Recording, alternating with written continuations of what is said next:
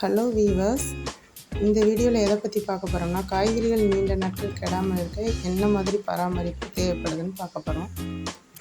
போன வீடியோவில் நான் சொல்லியிருந்த மாதிரி நீங்கள் காய்கறிகளை ஃப்ரிட்ஜுக்குள்ளே வச்சுருந்தீங்கன்னா பக்கெட் மூடியிலேருந்து நீர்த்துளிகள் ப்ரௌன் ஷீட்டை நினச்சி தொடர்ந்து ஈரமாகும்போது காய்கறிகள் அழுகி போகிறதுக்கு வாய்ப்பு இருக்குது. அதனால் என்ன பண்ணணும்னா அதுக்கு பக்கெட்டை வெளியில் எடுத்து ப்ரௌன் ஷீட்டையும் காய்கறிகளையும் கொஞ்ச நேரம் வெளியிலே வச்சுருந்தோம் அப்படின்னா ஈரமெல்லாம் காய்ஞ்சிரும்.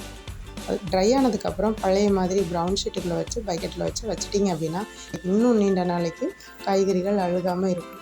2 வாரத்துக்கு ஒரு முறை பண்ணிங்கனாவே போதும். காய்கறிகள் ரொம்ப நாள் கெடாமல் இருக்கும்.